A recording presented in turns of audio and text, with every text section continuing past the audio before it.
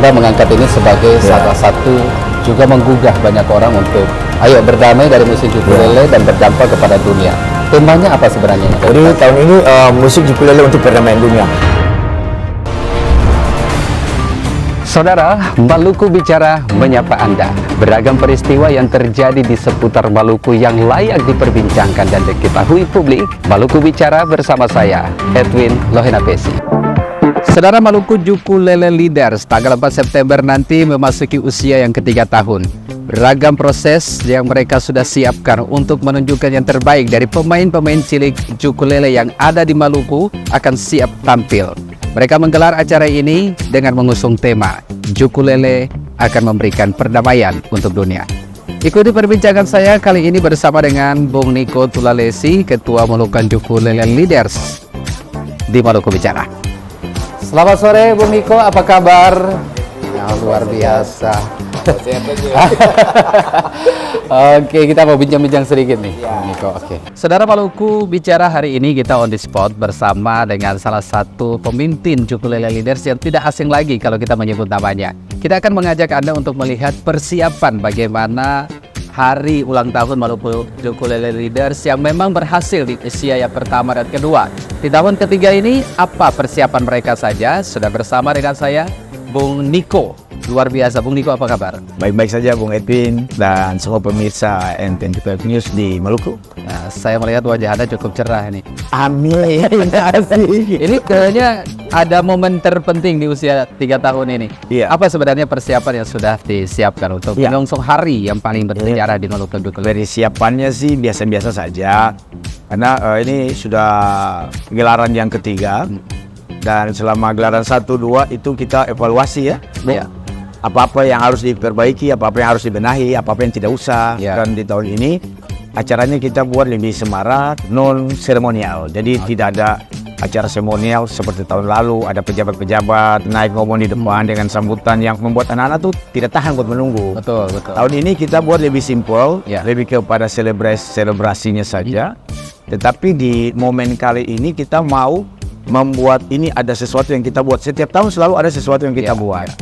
Kalau tahun pertama kita canangkan menjadi Maluku Ukulele Day. Tahun kedua kita canangkan Maluku sebagai provinsi provinsi musik ukulele di Indonesia. Oke. Tahun ini kita melihat suasana dan keberadaan bagaimana situasi dunia saat ini penuh dengan peperangan, kekerasan di mana-mana. Iya. Kita lihat ya negara-negara yang sedang berperang. Kita pingin semua orang yang datang berkumpul nanti itu kita berpikir untuk ini momen. Iya, iya. Kita melakukan sesuatu untuk dunia. Memang mungkin berdampak atau tidak berdampak itu urusan nanti. Yang penting kita mau eksekusi dulu. Kita mau suarakan stop peperangan. Iya, iya. Hadirkan kembali lagi dunia yang damai buat semua orang, buat semua anak-anak. Jadi di momen 4 September itu momen besar, ada 4.000-an anak yang akan tampil di situ dengan orang tua dan kita akan menyuarakan hentikan peperangan di dunia. Perdamaian dunia kita serukan dari Indonesia Timur, dari kota Ambon Manisiyah City of Music untuk dunia. Apapun alasannya, perang itu membuat anak-anak menderita. Karena anak-anak di daerah peperangan itu tidak mereka seperti anak-anak kita di Ambon, main ukulele, di sekolah. Ya, masih bebas lah berekspresi. Ya, dari momen ini untuk kita suarakan itu. Konsep ini cukup menarik. Anda mengangkat ini sebagai salah satu juga menggugah banyak orang untuk ayo berdamai dari musik ukulele dan berdampak kepada dunia. Temanya apa sebenarnya? Jadi tahun ini musik ukulele untuk perdamaian dunia, itu temanya. Kalau yang sebelumnya tuh kan tema besar kita tuh musik ukulele mendapat cinta dari Maluku untuk dunia. But kali ini kita mau lebih agak strong sedikit untuk musik ukulele untuk perdamaian dunia. Ya. Dan tema ini yang kita sudah share ke berbagai daerah untuk video-video ucapan selamat itu langsung disebut di situ. Musik ukulele untuk perdamaian dunia. Artinya akan ada banyak orang dari provinsi lain yang sudah kirim video ucapan mendukung apa yang kita kerjakan di Maluku. Dan ada beberapa orang dari negara yang berbeda sudah juga mengirimkan video ucapan. Jadi gaungnya ke internasional. Minta maaf karena dunia memantau apa yang dikerjakan oleh ukulele di Maluku. Semua komunitas, semua grup, bukan hanya MJL sendiri, tetapi masing-masing orang dengan semua komandan grupnya itu kan punya media sosial masing-masing. Dunia memantau di situ, sehingga ketika kita menyampaikan kita ada di gerakan ini, semua orang mau terlibat. ingin ada di situ dengan video-video ucapan yang mereka kirimkan dari berbagai negara, sehingga memang gaungnya internasional. Oke. Ada sebagai seorang leader, seorang penggagas, seorang yang memberikan gerakan terhadap ukulele berkembang di Maluku, dan orang Maluku dan juga dunia juga tahu itu bahwa seorang Niko adalah penggagas, pemerhati, seorang yang sangat peduli terhadap anak-anak untuk bermain ukulele ini. Nah, dari 4.000 anak yang akan hadir di Ukulele Day, dari lokasi yang ditentukan itu, siapa saja nanti datang? Berasal dari mana-mana. Iya. Ya, kebetulan kemarin sudah landing di Ambon itu dari Maluku, dari K ya, Kota Tua lokasi sekarang ukulele. sudah stay. Ya, sudah ada di Ambon, mereka 70 orang, dan nanti akan datang lagi mungkin dari Maluku Utara, Papua Barat Daya, Sorong. Dan kita sudah kirim undangan untuk mereka bisa hadir. Dan ada berbagai orang yang akan datang dari pulau-pulau sekitar ya. Lease itu akan hadir, dari Pulau Seram akan hadir. Dan kita di Ambon sendiri saja sudah banyak. Ini acara bagus, cuma saya mau minta maaf buat semua orang Ambon yang fans ukulele untuk memang tidak bisa hadir di acara itu. Karena kita sendiri saja sudah banyak. Iya, sehingga kita tidak bisa memasukkan lagi penonton di dalam lokasi sport karena kita tidak punya satu gedung yang besar sekali di Ambon ya, yang untuk bisa mencapai. Pengennya tuh satu gedung yang bisa tampung sampai berapa ribu orang itu lah, 10 ribu orang, sehingga 5.000 pemain, 5.000 penonton bisa ada, orang tua, oma opa yang pengen lihat cucu-cucunya. Dan di momen besok itu kita juga ada berikan penghargaan. Penghargaan di mana bagaimana kita merespek orang-orang yang berjasa. Orang berjasa ini kan tidak harus sampai dia bikin sesuatu yang besar-besar. Betul. Tapi orang-orang misalnya pelatih perempuan, kita main isu gender di situ. Jadi bahwa banyak sekali bermunculan pelatih perempuan di grup-grup ukulele yang lahir di Maluku. Besok kata orang dari MJL mau kasih penghargaan buat mereka. Terus ada lagi tuh pelatih cilik, pelatih sebaya, anak-anak. Sebaya. Ketemu kasih juga penghargaan buat anak-anak itu. Ya, isu perlindungan anak, dan itu kita dapat di situ, isu children-nya itu children right, kita dapat di situ. Terus buat ada muncul lagi teman-teman yang dengan kebutuhan khusus. Ya, bahasa kasih mereka disability. Mereka disability tapi mereka punya skill dan kemampuan untuk melatih. Mereka mau transfer knowledge. Padahal mereka punya keterbatasan. Besok juga kita kasih penghargaan di acara itu. Jadi memang akhirnya semua orang akan terpacu merasa bahwa ini momen besar dan beta dihargai di situ dengan hal kecil yang beta lakukan. Menurut orang kecil, menurut beta itu besar. Tanpa orang tidak mungkinlah kita bisa punya yang seperti sekarang. Anda punya gagasan yang cukup brilian. I'm proud with you. Tapi kita akan lanjut obrolan kita setelah yang satu ini. Tetap bersama kami di Maluku Bicara. Baik, Anda masih bersama kami di Maluku Bicara bersama dengan tokoh ukulele Maluku, Bung Niko. Bung Niko, dari apa yang Anda sampaikan tadi itu kan cukup menarik. Saya cukup exciting mendengarkan apa yang Anda sampaikan tadi. So, apakah dari momen yang cukup indah di Maluku Ukulele Day yang keempat ini, bagaimana keterlibatan dari pemerintah, stakeholder di Maluku ini untuk melihat dan memberikan apresiasi terhadap kegiatan ini? Iya, jadi memang sudah dari pertama, kedua, sampai sekarang kita komunitas tidak bisa sendiri ya. Karena itu kan butuh anggaran, kan sound system buat snack buat anak-anak, dan memang support dari pemerintah.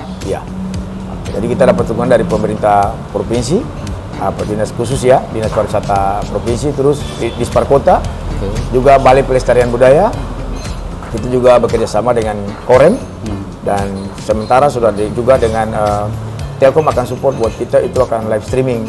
Karena tidak semua grup dari pulau bisa datang. Iya, saya setuju. Sehingga dengan live streaming itu anak-anak yang di pulau, misalkan di Aru atau di Somlaki, akan tampil di acara itu virtual. Jadi secara virtual ya, juga. jadi ketorang pengen mereka walaupun tidak di Ambon, ada nih anak-anak di Ambon nonton mereka main lagu.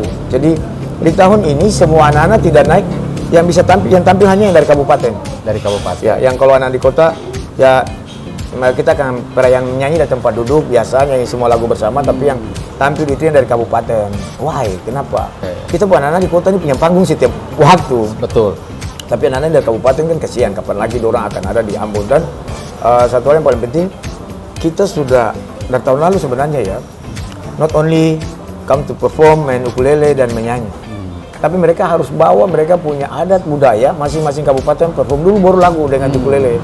Jadi kayak tahun lalu Maluku Tenggara datang dengan dia punya budaya, sama, kali ini sama. Masuhi terus Seram bagian barat, sama.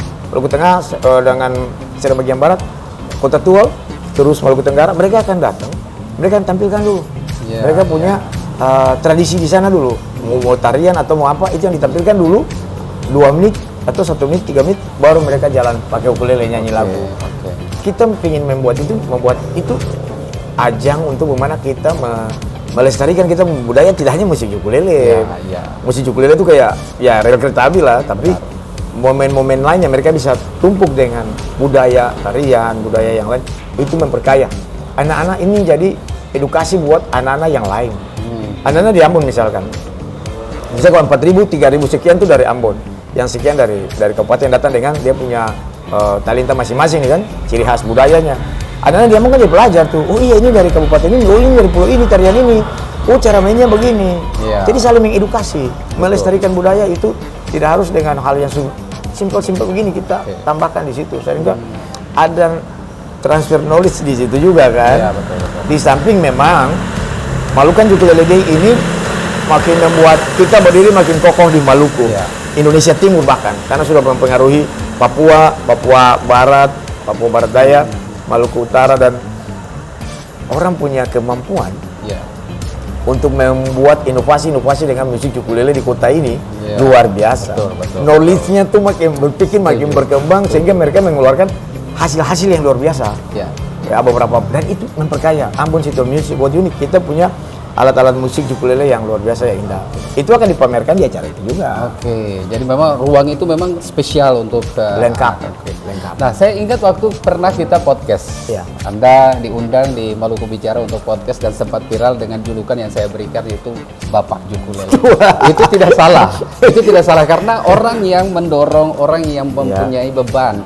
Karena indikasi kenapa julukan ukulele, Bapak Ukulele, karena Anda berproses bersama anak-anak itu sendiri. Dan momen kali ini merupakan momen yang luar biasa. Anda mengangkat tema dari anak, musik ukulele mempengaruhi perdamaian dunia. Nah, harapan Anda untuk kegiatan ukulele di tahun ketiga ini apa?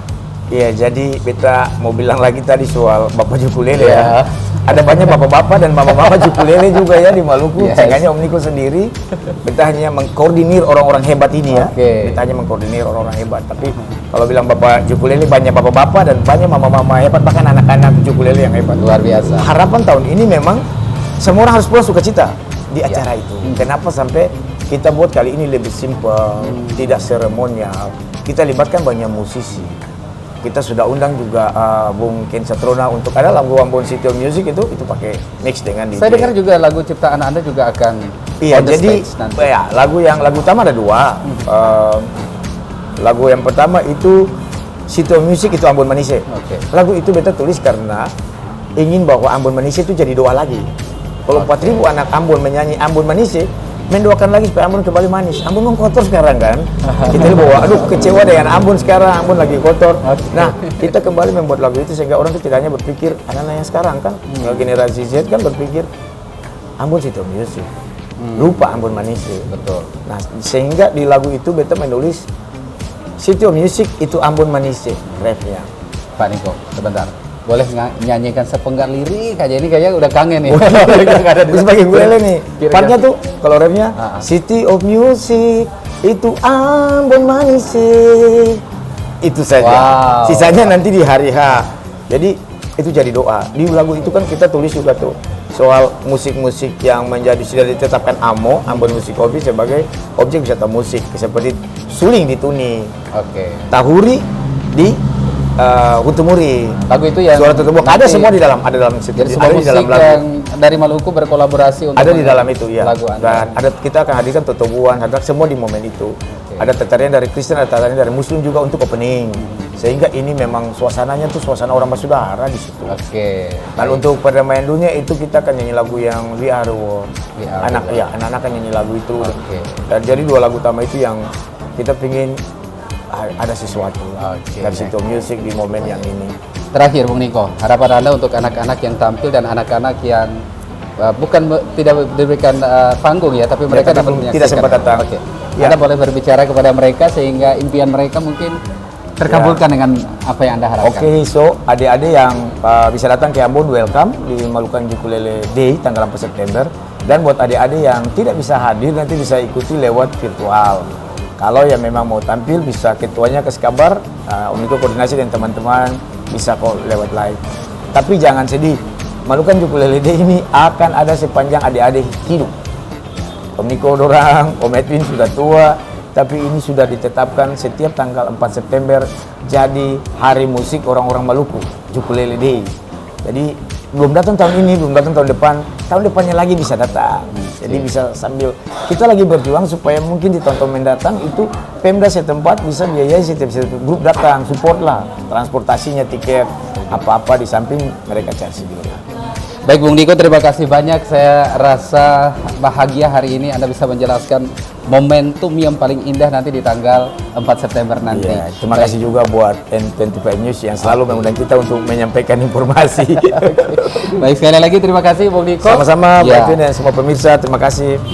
Baik pemirsa, jangan lupa untuk hadir di Karangpanjang pada tanggal 4 September nanti untuk menyaksikan bagaimana performance dari anak-anak pemain ukulele dari desa kabupaten Kota, yang ada di dan kota ya. Ambon.